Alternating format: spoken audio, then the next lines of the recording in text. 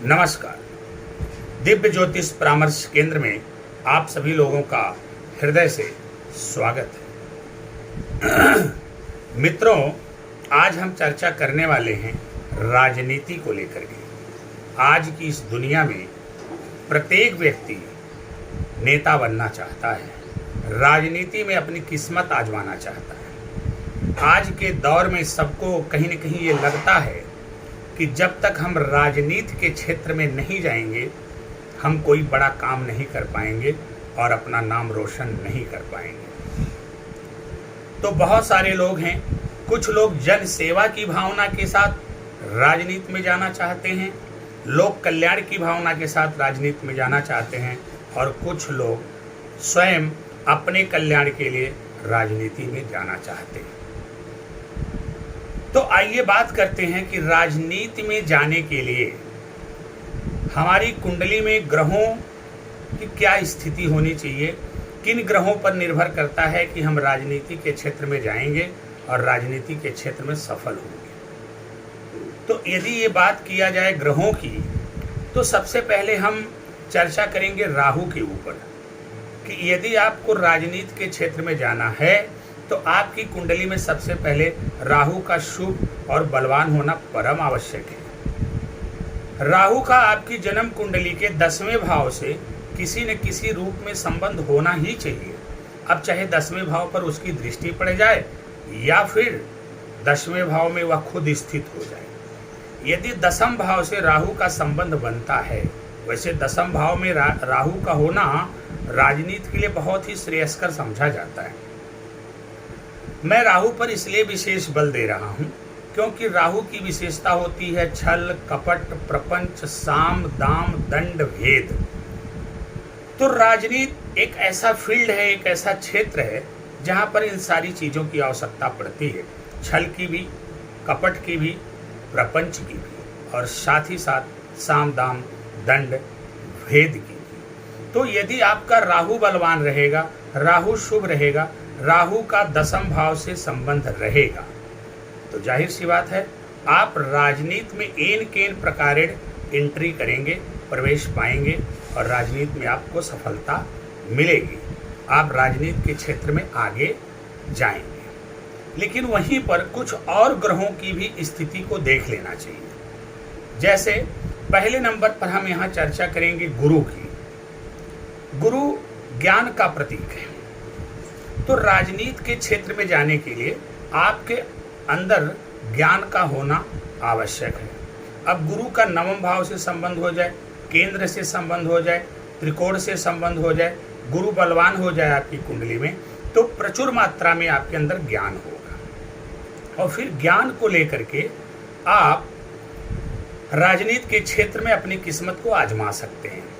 दूसरे नंबर पर हम रखेंगे बुध को, क्योंकि बुध हमारी वाणी का कारक है और बुध जो है हमारे आत्मविश्वास का कारक है। तो जब हमारे अंदर आत्मविश्वास होगा, हमारी वाणी में प्रखरता होगी, हमारे अंदर भाषण कला होगी, तो जाहिर सी बात है अपने इन गुणों को लेकर के हम राजनीति के क्षेत्र में आगे जाएंगे। क्योंकि एक राजनेता को बोलना अच्छा आना चाहिए।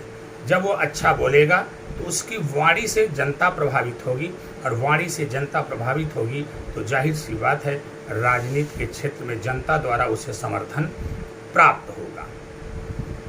और वो बुध जो है आत्मविश्वास का भी कारक है। तो बुध की वजह से जब आपके अंदर आत्मविश्वास होगा तभी तो आप अपने जीवन में आगे बढ़ेंगे। एक आत्मविश्वास वाला ही व्यक्ति जीवन में कुछ करता है। जिसके अंदर आत्मविश्वास की कमी होगी वो क्या करेगा? कुछ नहीं कर पाएगा। तो बुध का बलवान होना आवश्यक है। फिर हमें सूर्य को भी देखना चाहिए कि सूर्य की क्या स्थिति है। सूर्य का भी शुभ और बली होना जरूरी है। सूर्य का भी केंद्र या त्रिकोण से संबंध होना आवश्यक होता है। सूर्य जब मजबूत रहेगा तो निश्चित रूप से आप राजनीति में जाने के बाद राजनीति के शिखर पर अवश्य जाएंगे और बड़े लोगों का भी सहयोग आपको प्राप्त होगा। आपसे जो उच्च पद पर लोग हैं उनका सहयोग आपको तभी प्राप्त होगा जब आपकी कुंडली में सूर्य बलवान होंगे। इसके अलावा एक ग्रह की चर्चा और करेंगे, मंगल ग्रह। मंगल ग्रह का भी अच्छी स्थिति में होना आवश्यक है, क्योंकि जब तक मंगल ग्रह अच्छी स्थिति में नहीं होगा आपके अंदर उत्साह की कमी होगी, आपके अंदर जोश नहीं होगा, आप बड़े ही उदासीन होंगे। ऐसे में मंगल का भी शुभ और बली होना बहुत जरूरी है। और आखिर में हम बात करेंगे शनि ग्रह की। राजनीति के क्षेत्र में अगर सफलता प्राप्त करना है तो शनि का भी शुभ और बली होना बहुत ही जरूरी है। शनि का भी केंद्र और त्रिकोण से संबंध, खास तौर से 10वें घर से संबंध होना बहुत जरूरी है, क्योंकि शनि जो है सेवा के कारक है और राजनीति सेवा के ही ध्येय के साथ की जाती है। तो प्रिय मित्रों, ये कुछ ग्रह थे जिनकी हमने चर्चा किया कि राजनीति में जाने के लिए इन ग्रहों का शुभ और बली होना जरूरी होता है। यदि आपकी कुंडली में जिन ग्रहों की हमने चर्चा किया है ये वेल प्लेस्ड हैं, शुभ हैं, बलवान हैं, तो निसंदेह आज नहीं तो कल, कल नहीं तो परसों आप राजनीति के क्षेत्र में अवश्य जाएंगे और सफलता भी प्राप्त करेंगे। माना कि आप राजनीति के क्षेत्र में गए, लेकिन सबसे ज्यादा प्रभावी राहु है और बाकी जो ग्रहों की हमने चर्चा किया वो ग्रह उतने प्रभावशाली नहीं है, तो आप करेंगे क्या?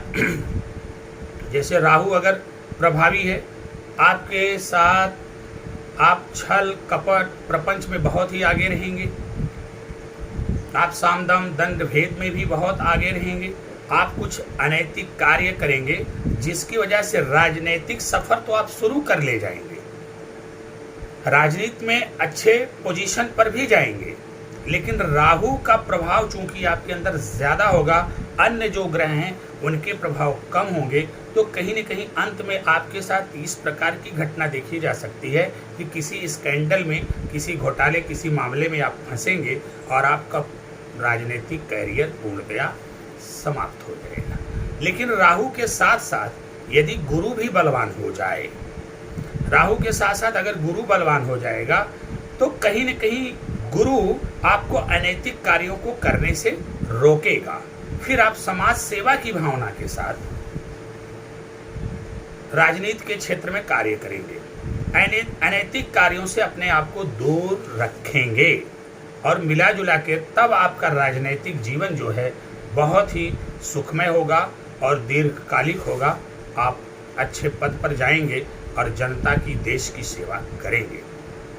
वहीं पर यदि सूर्य बलवान हो जाए तो फिर राजनीति के क्षेत्र में आपको मंत्री जैसा पद प्राप्त हो सकता है, आप किसी अच्छे मंत्रालय को पा सकते हैं और किसी अच्छे पद पर जाकर के आप खूब देश की सेवा करेंगे।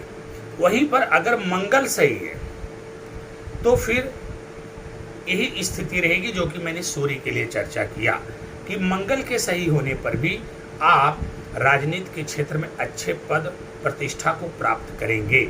लेकिन अगर मंगल खराब हो जाता है तो मंगल के खराब होने पर आप देखेंगे कि आप कुछ अनैतिक कार्य ऐसे करेंगे जैसे आप कोई बहुत बड़ा घोटाला कर सकते हैं, एक प्रकार से राजनीति में जाकर के आप डांका भी डाल सकते हैं, कुछ इस तरह से, मतलब लुटेरे टाइप आप हो जाएंगे और बहुत जल्दी आपको कोर्ट केस, कचहरी, जुर्माना इत्यादि का सामना करना पड़ेगा और आपका राजनीतिक कैरियर समाप्त हो जाएगा। सूर्य बलवान है तब तो आप मंत्री जैसा पद को प्राप्त करेंगे, परंतु यदि सूर्य कमजोर हो रहा है या सूर्य अशुभ हो रहा है, पीड़ित हो रहा है, बावजूद इसके आप राहु के प्रभाव के चलते राजनीति में चले गए, परंतु सूर्य कहीं से अभी भी अगर कमजोर पड़ रहा है तो फिर जो आपके उच्च पदाधिकारी हैं राजनीति में, चाहे वो संगठन को लेकर के हों चाहे सरकार को लेकर के हों, उनका भरपूर सहयोग आपको नहीं मिलेगा। वो आपको नीचा करने की कोशिश करेंगे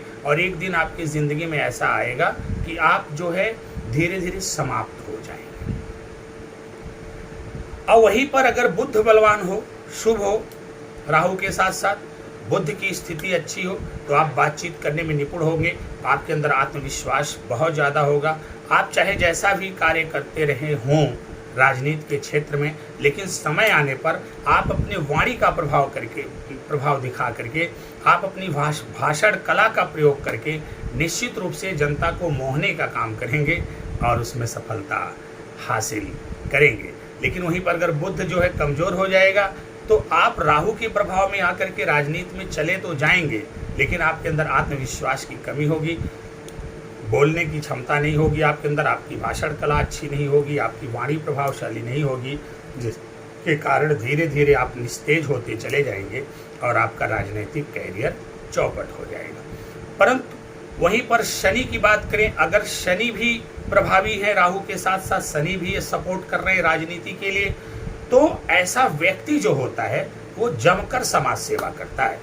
वह जो है छोटे व्यक्तियों की लड़ाई लड़ता है, दलितों की, शोषितों की, पीड़ितों की, वंचितों की लड़ाई लड़ता है और एक प्रकार का वो ग्लोबल लीडर बनता है। उसका दुनिया में बड़ा नाम होने लगता है, उसको मसीहा समझा जाता है।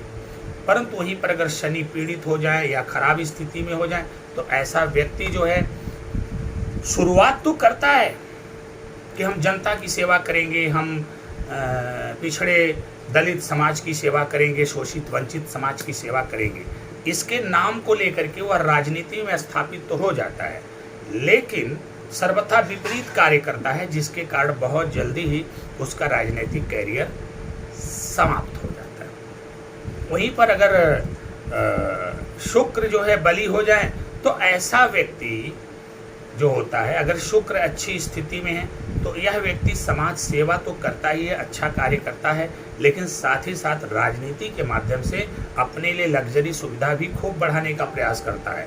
जीवन में राजनीति को सहारा बना करके सुख सुविधा का तमाम सुखोपभोग करता है, लेकिन साथ ही साथ जनता का भी ख्याल रखता है। परंतु वहीं पर अगर शुक्र खराब हो जाए तो ऐसा व्यक्ति जो है उसका नैतिक पतन हो जाता है, चारित्रिक पतन हो जाता है और फिर किसी न किसी स्कैंडल में फंस करके उसका राजनीतिक कैरियर पूर्णतया चौपट हो जाता है। तो प्रिय मित्रों, ये जो मैंने चर्चा किया, यदि आप राजनीति में जाने के इच्छुक हैं, राजनीति में जाना चाहते हैं, आप राजनीति के क्षेत्र में सफलता हासिल करना चाहते हैं, तो सबसे पहले आपकी जन्म कुंडली में राहु का बली होना आवश्यक है। कहीं न कहीं 10वें भाव से संबंध होना चाहिए। गुरु का बली होना आवश्यक है। केंद्र या त्रिकोण से संबंध होना चाहिए। बुध का बली होना आवश्यक है। केंद्र और त्रिकोण से संबंध होना चाहिए।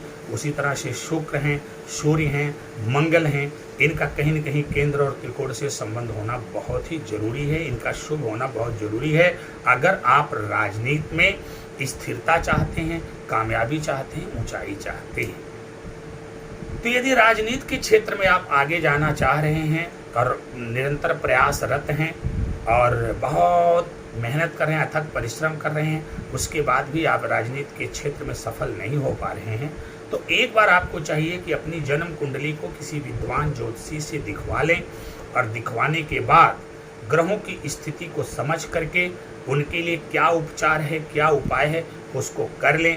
यदि आप कर लेंगे तो निश्चित रूप से आप राजनीति के क्षेत्र में जाएंगे और आपको विशेष सफलता प्राप्त होगी, आपका नाम रोशन होगा, इसमें कोई दो राय नहीं है।